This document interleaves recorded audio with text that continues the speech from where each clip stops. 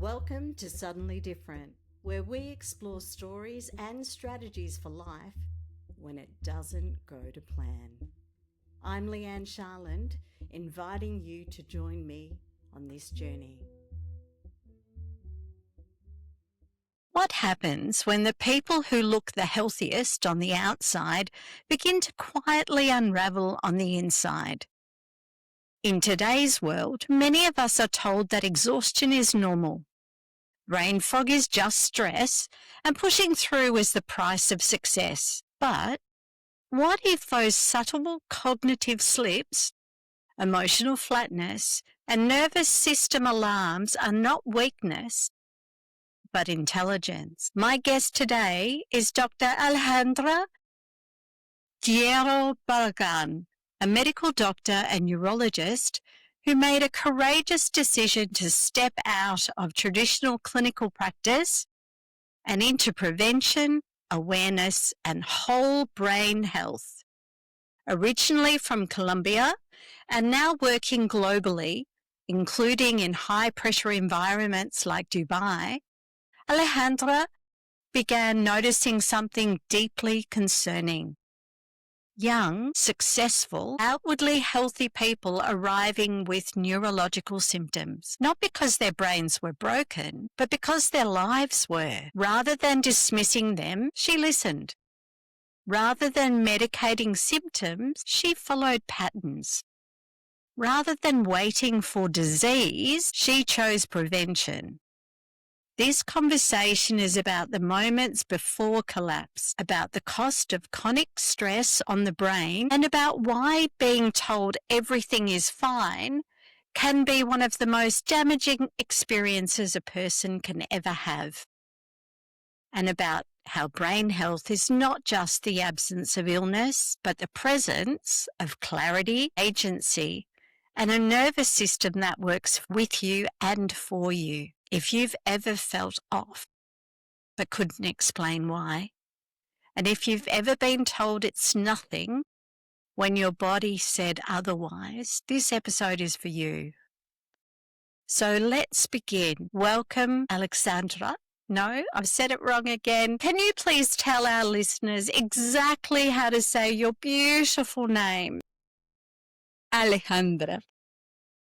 You have the most magnificent accent and a beautiful name. Thank you so much for being with us today and being a slightly different guest on Suddenly Different, because you have come at this from a completely different angle and you're looking at preventing people from having experiences like mine, where all of a sudden, well before time, their life gets upended and choice is taken away. So thank you so much for taking on that investigative, explorer type passion to find out how the body and the brain and the nervous system and all the other systems are working together to keep us alive and to make us thrive. Thank you so much for inviting me, for having me in your podcast. I'm very happy and looking forward to this conversation together. So can you take us back to that moment in your practice or in your study when you realized that you were seeing people that weren't showing signs, they were sick, but they weren't ticking the medical boxes that defined sickness. But something was definitely happening and you could see that, but there was no diagnosis. Yeah, so my background is neurology. And in neurology, we are used to see, people from all ages. But we have the different complaints in different age timings. So for young people, it's migraine, it's people that have epilepsy, and I will say before that was it. Memory problems, cognitive problems with the way the brain was functioning was something that we expected later in life. And actually, I have like a specialization on cognitive neurology. And in cognitive neurology, we usually focus on late life. Memory problems will happen in late life. This is something for old people. And that's the way actually we are taught and the way we learn in neurology and in medicine. But then with time and with our actual lifestyle, what I've seen is that that's not true. And I start having patients from their 20s with memory problems. And I was like, what is this? Memory problems at 20s, they should have something, a brain tumor, multiple sclerosis, something that it's causing this, because that's what it's written in the books, that if you are young and you have a problem with your memory or your cognitive functions, it means that something is wrong with your brain. And then we start scanning these patients and the MRIs are completely normal. There's nothing wrong with the structure or the anatomy of the brain. There's nothing there that it's causing these problems. So I start being concerned about this because all these people are getting MRIs and they are being told like, okay, your brain is fine. You don't have anything, go home. So I decided to start digging deeper and asking people about their lifestyle, what they are doing, their jobs. And I found a common pattern in all these people. And the common pattern is stress. Stress and not giving ourselves time to pause, to stop, and do something about it, about stress management. And the problem is that stress starts now since childhood, I will say. Because all these kids are seeing the stress, their stress relatives, their mom and dad are always stressed, and they learn the word. So whatever challenge comes into their life, they will label it as a stress. So I'm stress is all around. Young people at the school, they come, I have stress. Like, you are in high school. This is probably not a stress. Life, it's going to give you more challenges and life is going to be more difficult. So we start stress now. It's part of our daily lives. We normalize it. We learn, but actually we don't, but we learn to live with it. And it's something as that we normalize, so we don't see the impact that it is having in our health. And if we don't do anything, it will build up, grow up, and then you will end up in the neurologist thinking that something is wrong with your brain. Right. And I mean, I know that the level of anxiety, especially in teenagers and going up from there, is there's so much expectation, so much need for defensive mechanisms because of social media. And there's just so many different inputs, and the world is going faster and faster. We have both parents working full time. We have after-school programs for children. We have lots of single parents. So all of these things are not the same stress levels that were had generations ago. Yes, completely. And the problem is that, for example, for teenagers, the brain, it's still forming. The brain is still building these connections and it's still learning. And especially teenage, it's the age to build mental resilience. To all the mental health issues will grow if you don't have a good teenage, if you don't learn the mechanisms to cope with life. Yeah. Your life is going to be harder. If you don't do it as teenager, because the brain is still receptive, the brain is still learning. That's the time when we can protect or damage our brain health. And as you were saying, now with social media and with our modern lifestyle, our modern families, opportunity to build these tools and to build this resilience is not there. Yeah. Yeah. And even though there's a lot more education available, there's a lot more books about mental health and things. Could it be that a lot of that is theory for other people and not necessarily for us? Like, how sometimes we don't see that we've got a problem? What I've seen that happens now with information is that we have access to it, but we don't do anything with the information that we have. So, yeah, and especially with AI, with ChatGPT, with all these things. Yes. You can ask whatever, and you can have the knowledge. But knowledge without action, it's nothing. That's right. And I just did a workshop today about how quickly we forget the knowledge we learn. So if we're not living, walking the talk, doing the work to make sure, nothing will change, will happen. If you had any question, you will go to Google even, you will go to a book, and you will look for answers. If the answer was short or you were not convinced with the answer, you will go to another book. And you will take your pen or notebook and you will make your notes. And you will gather all that information and you will make your topic or your idea with your own thoughts, with your own process. Now what happens with AI is that you ask, tell me everything about blah, blah, blah. And the AI will tell you everything and you will be like, okay, if this thing is telling me that this is everything or if this is what I need to know, that's it. And this can happen in 5 minutes. And you speed read it, scan it, and take in what you take in and then forget it. Yes, this is a huge problem for humanity. Yeah, it is. It really is a huge problem for humanity because we really don't, as a species, want to get dumber. But we are getting, for sure.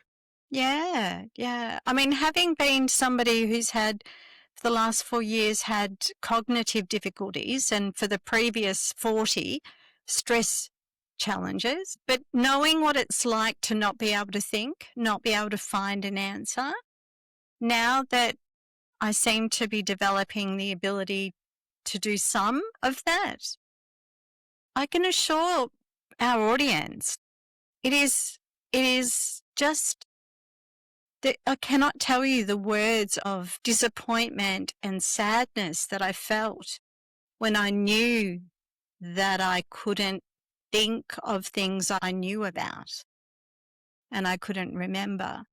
Now mine's coming back through effort, through huge effort, but it is, to lose it, it's a choice, and to choose to lose it is a sad decision. Yes, yes. So I know that for some reason, I think I must have missed a science class at school. And for some reason, I didn't really think of the body and the hormones and the chemicals and the blood and everything. For some reason, I didn't actually think about how my nutrition or my way of life affected my brain as an organ, right?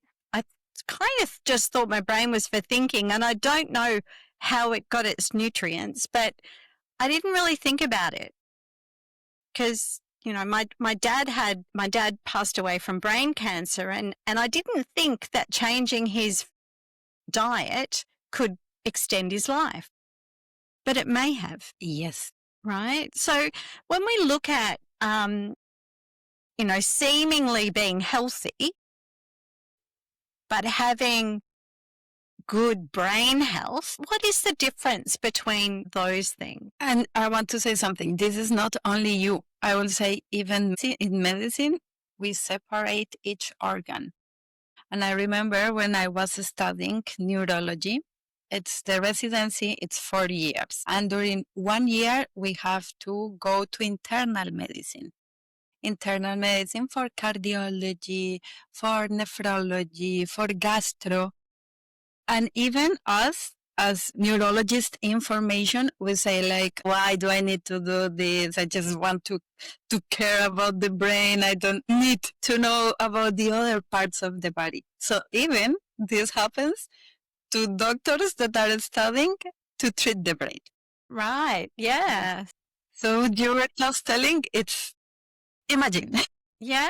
Well, even us. But nowadays we know, and I think medicine, it's somehow coming back to that, to treat the body as a whole. Because the brain is the powerhouse. The brain is where everything happens. But we need the body to have a healthy life. Like brain without body is nothing, and body without brain is nothing. We cannot ignore the connection that our brain has with our body. And one of the main sources of the energy that we get, the main source of energy, it's our food. It's what we put into our bodies. It's the fuel that we are putting in our car. So if we want to have a premium luxury car, we have to give the best fuel. If you don't care about your engine and you don't care about your car, you will give the cheap fuel, but you will know that at some point that will have consequences and your car will stop working. The same happens with your brain. If you feed it with ultra-processed food, with junk food, with bad stuff, at some point, your brain, your body will tell you, enough. This is too much, I can't. And that's where we see the diseases. High blood pressure, high sugar, high cholesterol, and all diseases that are preventable and related with lifestyle will cause brain problems, will cause stroke, will cause Alzheimer's disease, dementia. So this is a consequence of our daily choices, of the fuel we are putting in. And it's a choice. Because and there are some studies that have shown that if you focus on whole foods, on vegetables, on quality foods, it's even cheaper than taking junk food or fast food. So there's no excuse.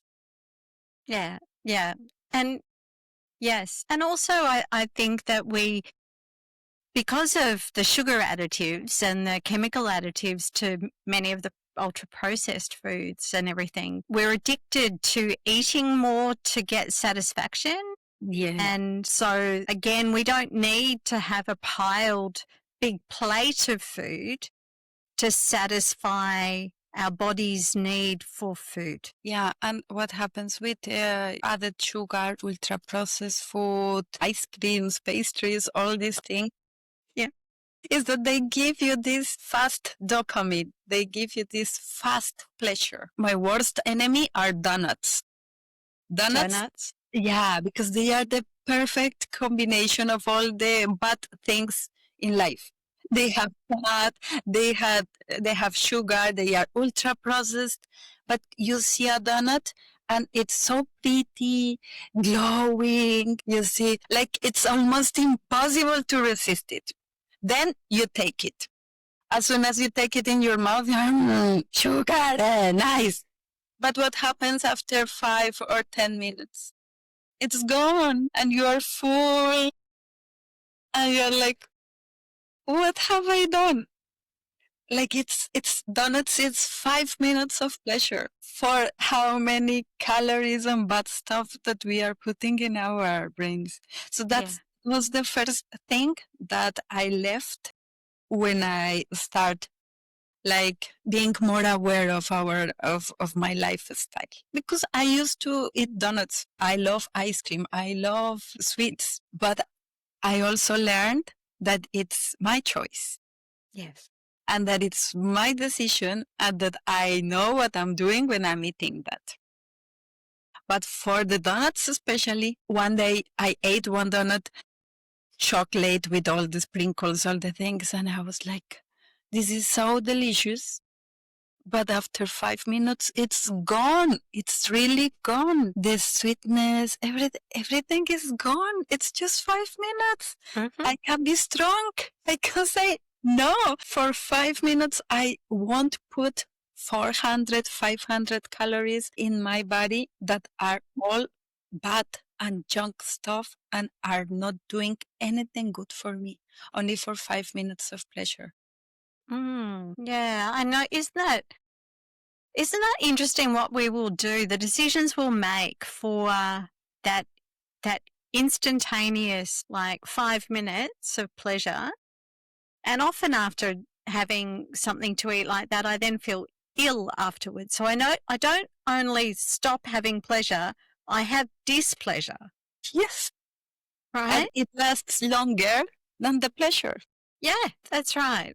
Yeah, it's really interesting. I just, while you were saying that, I was thinking, I wonder if we could develop a visualization, like a sensory visualization description that satisfied the yearning with no calories and no displeasure. Yeah. Please, I will work on that. Maybe we can with hypnosis. So with this understanding that, in our busy lives, we make these decisions, ultra-processed is the easiest food to consume as busy parents, feeding the kids. The kids are difficult in having broccoli and things like that. Is it best for us sort of to be very broad in our education of our children about the different flavors and the different meanings that cultures associate with different foods? Like some cultures, like olives are a special food. And, so if we can sort of introduce experience with the food rather than it being a process that we do is eat food. If we experience it, maybe we can have then the more strategically health beneficial food that is better for us. Well, we are trying to change that as a society, I think, which is good. The perception of what is food. Because for the last 15, 20 years, with all the branding and all the business around food, we learned somehow that anything could be food. A cereal in a box, a cookie in a package, chips in a package, all these things. All this processed food. We learned that was somehow good, that was food, and if it's there, you can eat it. Actually, nowadays it's a vital moment for food because the US pyramid for food recently changed a week ago. And they are telling us that we have to eat whole food. Whole food is real food. Good. Vegetables, fruits, animal protein, everything, but not with any process mechanism. And they are starting to a war against ultra-processed food and against, for example, cereals that before we were told that giving cereal to kids, it's okay. Your milk, your cereal, and everything, and eat this as a breakfast. Now that is changing again, and we are telling people that that's not okay, that you should focus on things that are natural source with minimal process, and that's the way you should fit your body. And another thing that they put is that for children, the recommendation for added sugars, it's zero. Only the sugar coming from the fruits, natural sources of sugar. So hopefully we will start changing that, and we will start seeing the magic of nature. Because really in nature are things that are super sweet. And they can, if you train your brain to like those things, you can replace the flavor of artificial sugars. For example, here in the Middle East, dates are famous and popular. Dates are a fruit, they are natural, and they are super super sweet, super sweet. So if you dice them and you put it in your yogurt and you put in your stuff, you will have the same sugar, the same taste, but without the process and without the bad stuff. It's more about training our brains to enjoy the natural things because nature offers everything. So now we need to get the existing health stream, the existing doctors and nurses and healthcare professionals to understand this change and to get on board with it and help educate us everyday people on that. Yeah, so it's always... It'll take time. And with nutrition, it's always an ongoing process. It is. You will see all type of advice. But at least this advice telling us that whole foods, unprocessed, no added sugars is what we need to do, I think it's the correct way. Yeah, which is really, really good. Yeah. So let's sort of go back to some of the things that can happen with young people with neurological symptoms that aren't currently diagnosable when they go to their GP or maybe go to some specialists and they're told that it's nothing or this is just life, right? Just accept it. So what does that dismissal to the person, what does that dismissal do to their brain and their nervous system if they're not being believed? Our brain is always looking for safety. And we want to be reassured of our perceptions or the things that we are feeling or doing. If you seek for help, it's because you feel that something is not okay, that something is wrong with you. It's very rare the people that will seek for help without like really being normal. Really, no one likes to go to the doctor or okay, we have to be honest. No one likes to go to the doctor for prevention or just to see how things are going. So that this is my number one idea when I see someone. If they are here, it's because they are feeling that something is not okay. If the tests are showing us that there's nothing wrong with the anatomy or with the blood tests and these things, it doesn't mean that you are okay. But when you go to the doctor, sadly, the problem is huge, no? Because it's also about the systems, the health systems that allow the doctor 10 minutes, 20 minutes to try to know a person and try to see what's going on. So, of course, if you only have 10 to 20 minutes to know someone and to listen to someone, you will just look at the superficial things. You can't go deeper. And that's why many people are dismissed, not because doctors are bad or not because doctors don't care, but we are also victims of these health systems around the world that pushes us to work like machines. Because it's impossible to have a connection between doctor and patient in 10 to 20 minutes. It's impossible. That's right. And the medical system just can't afford it. Yes. Yeah. And then, you know, unfortunately, and I don't know whether this is your experience, but many things are now being attributed to mental health when they're not really mental health things. Yes. Right?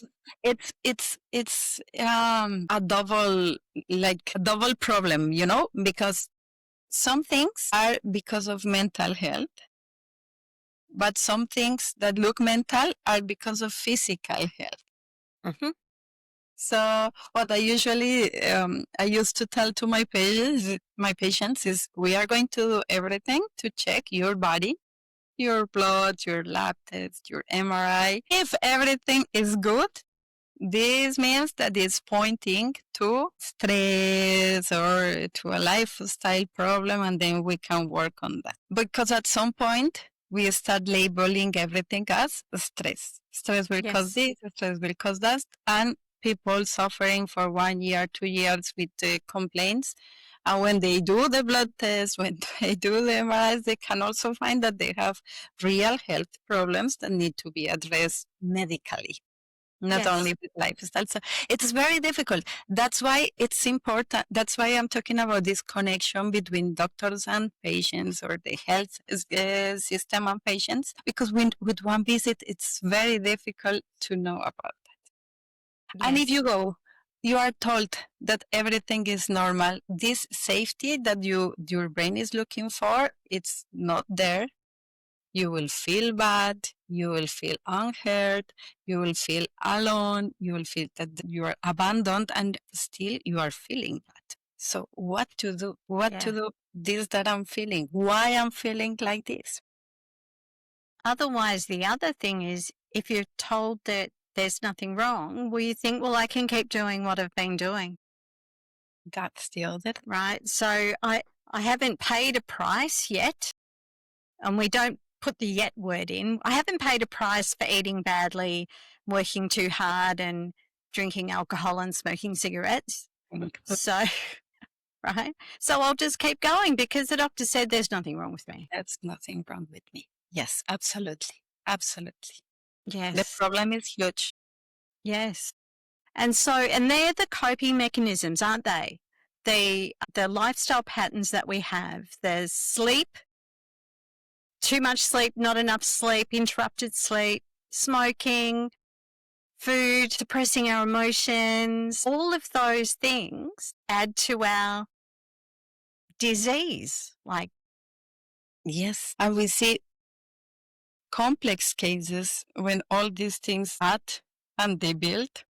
You can look and you can be very sick, like yes, physically sick, because all of these are things that are preventable and that we can manage. I remember, well, as I told you, I'm a neurologist. We used to see brain and everything apart. And if something was not related with the brain, I just tell people, okay, go. This is not a brain issue. Sorry. But then I discovered, because really this was a discovery, about lifestyle medicine. And I was like, what? What is this lifestyle medicine? You will say, like, it's a thing, like teaching or learning about health and lifestyle. I didn't know. Being a neurologist, after 8 years of being a neurologist, I didn't know that lifestyle was a separate part of medicine. And many doctors still don't know that there's a branch of medicine that it's called lifestyle medicine, because we take for granted this information. No, like, eat healthy, move, and be happy. yes, That's it, and that's it. Yeah. And this is what everybody will tell you. But I don't know if you can see from here. But so I decided to study lifestyle medicine. The book is this big, the Foundations, the beginner's book. the It's, beginner's book. I will bring it because I have it here. Yeah, okay. Look, this is beginner's book. The beginner's book. Foundations of Lifestyle Medicine. Wow. And I want you to see the size of the the writing. Yeah, look. That's serious work. Yes, serious work. So I was like, oh my gosh, what is that? This is Foundations of Lifestyle only. I was shocked. And I was like, okay, we have to do something about it, because really we don't know to live. We take life for granted. We take many things for granted, and it's not true. And there is evidence for all the things that we can do to have a better life. Scientific evidence, but we don't use it. Yes, yes. Because I suppose we have so many like everybody's got their speciality, and the GPs don't have time to do lifestyle medicine. So the GPs are dealing with a certain level and referral. I know when I was told I had liver cancer, and then they removed part of my liver and said, no, it's just granulonoma, which is encapsulation of a virus. Yeah. So it was where my body was saving my life. Yes. But, it didn't fit in, and no one had ever seen, no one within the group of my medical team had ever seen what happened with me. Mm-hmm. Mm-hmm. And then I had, at the same time, epilepsy develop, and, all of these things where it was my body fighting for my life. Thank God. Yes. It And wanted our me to stay. are always talking to us, but we don't Yes. listen. Yes. So that is a really important fact, that our bodies are always talking to us. And if we pay attention to the data, to those experiences that we have, and check in on ourselves, that is one of the ways that we can be more informed. Yes. So I studied this lifestyle medicine, and I start asking about lifestyle to my patients that were coming from cognitive issues. They were like, "Why are you asking this? You're a neurologist. Why are you asking this?" I was like, "Because this is important. This might be the cause of your symptoms." 80% of the patients were surprised that a neurologist was asking them lifestyle questions. And they were surprised to see that their lifestyle wasn't helping their brains. This is crazy. This is crazy. And that's why I decided to go on social media and change my career path, because it might seem obvious, but it's not that obvious. It's not obvious at all. It is not, it's not how we've been educated, and it isn't our general experience. But, knowing that. So, how I said before about the mental health stuff, how, when they can't find the answer, they say mental health. Yeah. Well, then my thinking now, based on my experience, is part of mental health is your decision-making ability. Yes. Right? Because with the lifestyle changes, or the lifestyle impact on your health, a hard thing to do for me is make a decision, because of all of the influences around other people's opinion, conflicting advertising, I like donuts, like the whole, there's lots of reasons why making a tough decision about lifestyle and choosing to live my best life, it's a hard thing. Yes, it's weird, no? Yeah, it is. Yeah, and still I can't give you an explanation.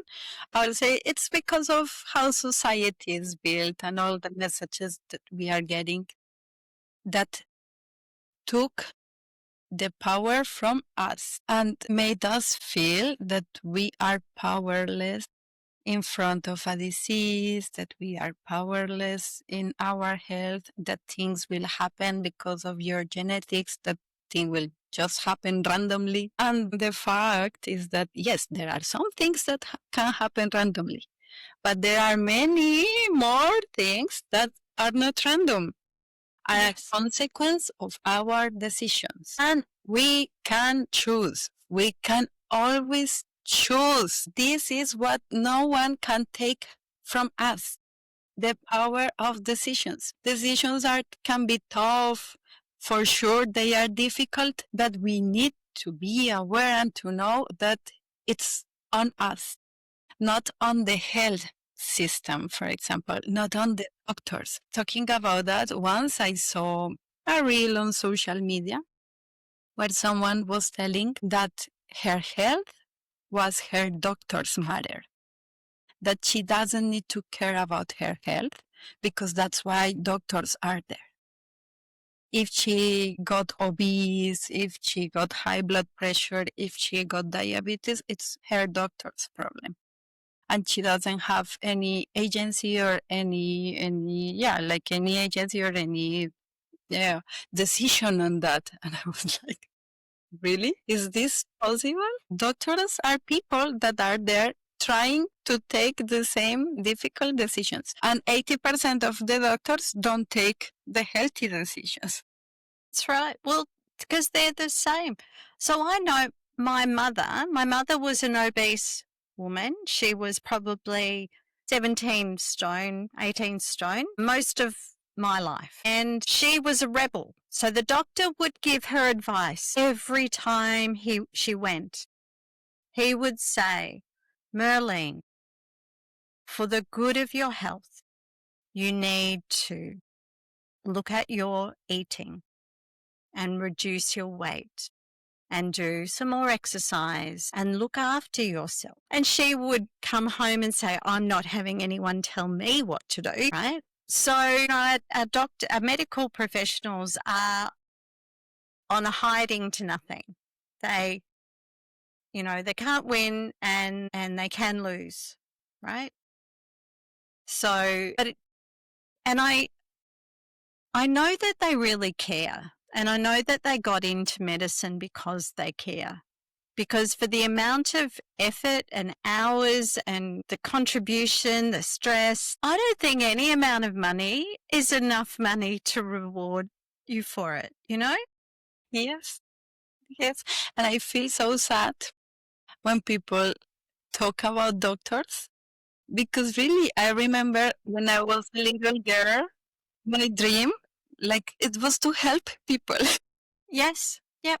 I dreamt of being a doctor to help people and to be there to heal, to be like really Yes. that's the feeling I know of my friends, of my colleagues. When we decided to go into medicine, it was out of our humanity and our desire of helping. Yes. Now, because of the system and because of all these problems, we are almost the bad guys, the bad people. Yes. Yes. And that's sad because we don't study to make people sick. Like, how Yeah. come? It's Yeah. we are giving our lives, our youth, studying these things to make people sick. But Yes. we need to work all of us together, and people need to know that they can build their own health. That's right. And that their health is their own responsibility, firstly. Yes. So if you don't like doctors, okay, be healthy. Yeah. Or go to another doctor, right? If you don't like that opinion, Just change. So one of the things that I've heard is that Alzheimer's or dementia is like the third level of diabetes. That's potentially a huge generational shift towards more dementia and more Alzheimer's or brain cognitive problems. Is that fair to say that the ultra-processed foods could cause that? Yes. Yes. Yes, but it's not the only problem. It's some people, because it's not a scientific part of the diagnosis, some people call it diabetes type 3, because there's a problem with the metabolism of sugar and insulin in the brain. That's part of the problem. But the problem is it's much bigger, and still we are trying to figure out what happens inside the brains to cause Alzheimer's disease. But the theory that it's more accepted is that some toxic proteins build up during our life. These proteins are called beta amyloid and tau protein. It's two proteins. And they start accumulating in our brains since we are born. Okay.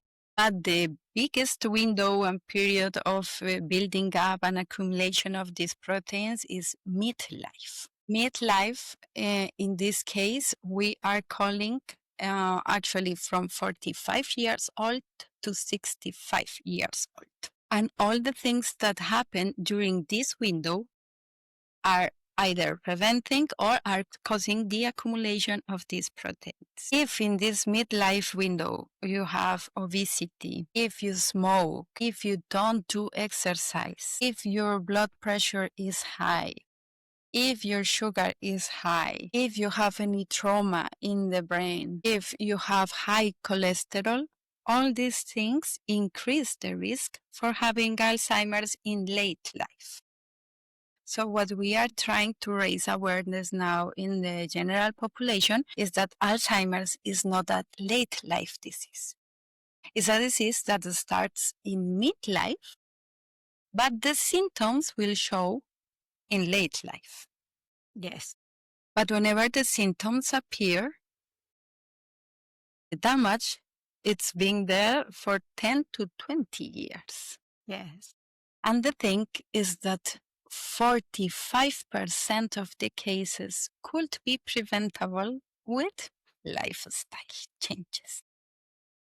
So thus why it's so important that you are choosing to learn more and more about those lifestyle choices and put education out on social media, which is where I saw your post, your 30 things, and I went through them and I was like, my old life before I got sick, I think I ticked, like I didn't smoke, but like there wasn't many things I didn't tick.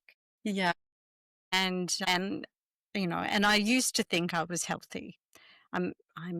Yes. So Yeah, because for example, we don't see being stressed as a part of being healthy or not healthy. yes. We normalize the stress. We don't do anything to manage it. Even what have surprised me a lot is that when I ask people, what are you doing to manage stress? They tell me, what? Can I manage stress? Is this possible? And it's like, yes, you can manage stress. You can even resting, breathing.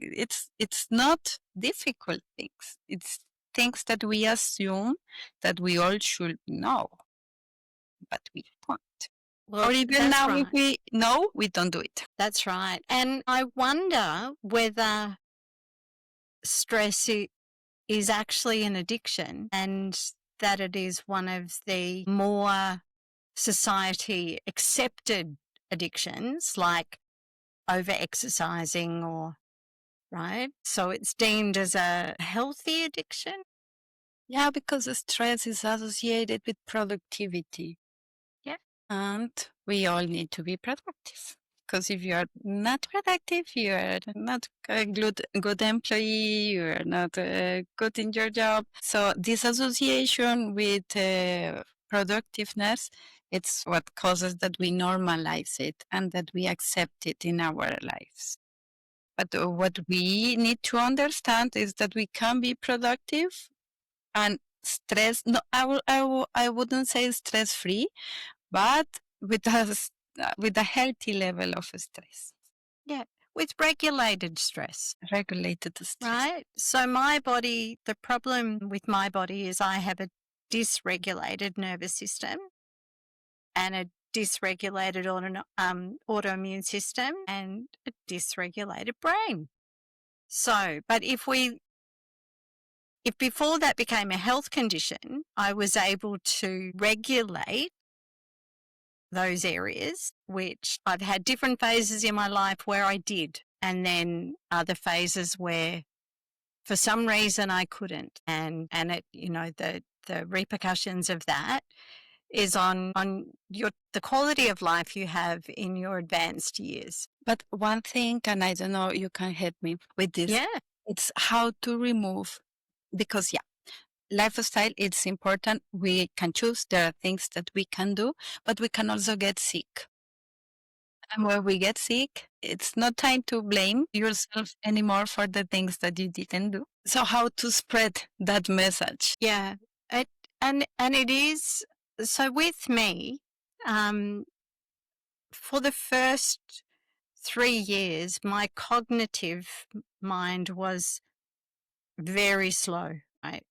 And so I couldn't worry because it shut down. So I allowed myself to have radical rest. So understanding and getting a relationship with radical rest, and understanding that in a family unit, everybody is an important part and you have to look after you first, right? Because without you, there's a part missing. And I think with those decision making, like I think it's really important to have the parts of your life that you can control planned, like I know I was fortunate in that I had insurance, which took away extreme financial distress. So it's sort of in understanding those things. But I don't know whether we need to have a game. You know how everything's gamified nowadays? Whether we need a game that is really like, well, if the repercussions of not making certain decisions, what happens? What will happen? The game of life and how to play it. Yeah. Yes. But I think I know the hardest thing for me when I got sick was letting go of the identity of the job I had, because I had my job and me as one thing. So my advice to everyone is to make sure that does not happen. Absolutely. That while you're well, separate yourself. Yes. Then you can be two strong things, not just one. Absolutely. Absolutely. And this is something that I learned or I'm learning. It's once I was in one of these coaching sessions and the coach asked, what are you without your job and without your career? And this is like 10 years ago. And I was like, oh my gosh, I'm no one, because I haven't built an identity outside my job, outside my profession. And this is not possible. Like, how come we let this happen? No? Well, I really think now that I can see this, I couldn't see it before, but now that I can see this, when I look at role models of people who are able to, they have better lifestyle choices. That doesn't mean they don't have health challenges, and there can be genetic health challenges, but they still have more life. Yes, yes. And isn't that what we're looking for? More life? That's the idea of being here, living the life. Living the life, not being the automatic robot that is just living the same day every day. Yes, yes, yeah, that's not life. Yes. And that's yes. not our identity as humans. No, it's definitely not. Yeah. So as we're coming to a close, because you and I could talk for hours, was there a suddenly different moment when there was a choice for you to change your path and your identity and your direction, and that has given you a purpose that is a must for you? Yes, absolutely. Everything has been building up from Yes. many years before. Since that question I was telling you, Yeah. that who are you without your career and your identity as a clinical doctor? And that was the seed for everything that made me look for different pathways. So after that, actually, like 5 years ago, I did a master's in public health, which is more focused on public health, on prevention, on working with communities, working outside the hospital. And I was like, yes, I love this. Like, I love talking to people. I love community. I love people. I love to see people in the real setting. And actually, back in my country, in Colombia, we were making a group with people that they were interested in knowing about the brain. It was amazing. Like, we start with 10 people. And at the end of that year, we had a meeting with 200 people from the capital city, and they were all learning about the brain. They were learning about the red flags about Alzheimer's, cognitive issues, even because when you go to these sessions, you start being aware of your surroundings, your friends. Like, you are repeating too much these questions. You are doing this and that. That's not normal. Go to the doctor. And people they were spotting these red flags, and it was amazing. Then COVID came. Yes. Yeah. So all the work that we were doing with the community closed. But COVID opened another door, which is this one.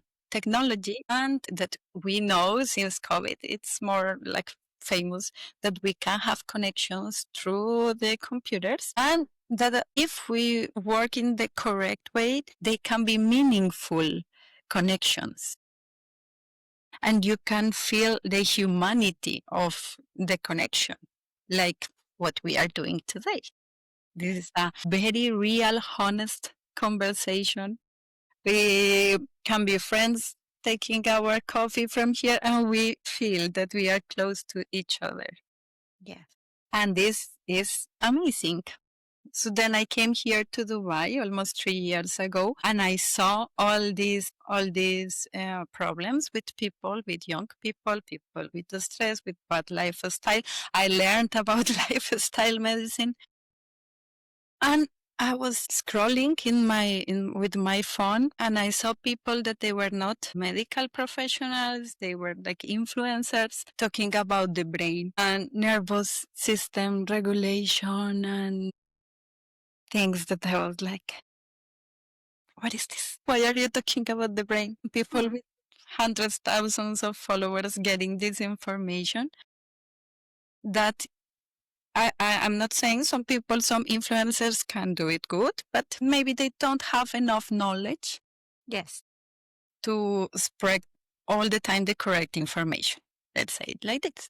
So I was like, I'm a doctor. I like the brain. I like Yes. and I'm not ashamed of talking in front of a camera. This is, I was like, maybe I should be doing this and not sitting from 9 to 5 in a hospital where I can only help one person. Yes. So I started like maybe 2 years ago almost. I opened a YouTube channel in Spanish. When I was recording, I was like, oh my gosh, I like this. I really like it. I love it. Then I was like, okay, but I'm living in an English speaking country, and we have many, how can I call this? Yeah, we have many mental blocks and stupid ideas that, for example, if English is not my native language, I cannot speak in English to people in a video. Stupid, because people will tell, the accent or the pronunciation, all these things. I was like, that's why actually I started my YouTube in Spanish, because it's my mother language. And I was like, at some point, I was like, wait, I am working in an English speaking country. Speak English, so do it in English. That's right. Yeah, you can, public, your audience can be broad. So I decided to go in English. Building my Instagram is not easy because you need to learn again. You need to learn things. You do. Different things. Yeah, different things that it's like, what? Because what I used to think is like, I will talk about the brain and people have to listen. And when you see that people don't listen, that they prefer to listen to the influencer or to the other things, oh my gosh, how can I get people's attention? Yeah, you've got to have your hook. Yeah, yes, the hook is the most important thing. Yeah. So learning all these things has been a journey. Then I saw that LinkedIn is now, because this is recently now a social platform, and I start posting more consistently. And my best platform right now is LinkedIn. I'm gaining followers, and I see the impact that this has on people, that I can make friends from other sides of the world, that we can talk about all these things. And I feel so happy, and I feel so me doing this. So at the end of last year, I was like, enough. I need to give all my energy and I have to give all my life to this mission that it's spread awareness about brain health, what's the meaning of having a healthy brain, and that our choices and our lifestyle can impact our brain health. So I resigned and now I'm working full time on spreading the message and this. And this is a huge identity shift because it's from being the doctor, the neurologist, to being someone that is trying to spread a message. So you're someone with credibility. You're someone with passion and knowledge. And I can see you standing up before the UN speaking about this. I can see you on many stages and in many different arenas because of your passion and your determination to truly influence humanity to take up their challenge to be healthier. So I thank you from the bottom of my heart for making the choice, going to that coach and having that question asked of you and asking yourself, what is it for me? And for overcoming COVID and for everything that you do, because we need you. The world needs you. Thank you.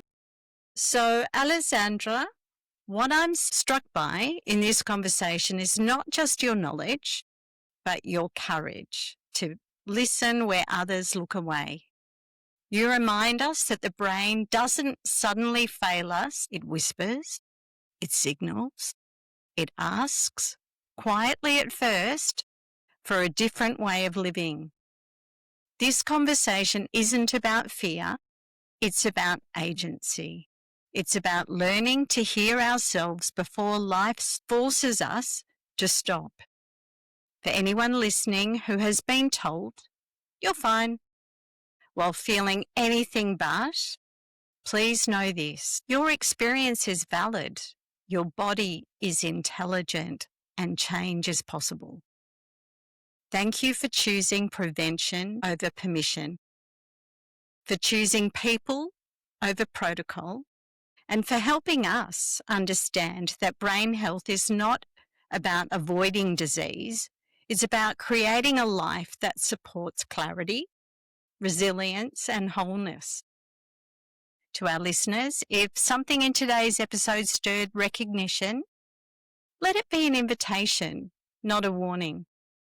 Nothing has to break for something to change. You are not broken.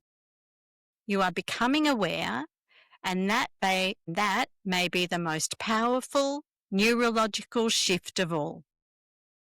Thank you so much. Thank you. This has been Suddenly Different. I'm Leigh-Anne Sharland, and I'm so grateful you shared your time with me. If you felt a spark, a tear, or a moment of recognition, I hope you'll pass that gift along by sharing this show. Take a deep breath, trust your path, and I'll meet you back here soon.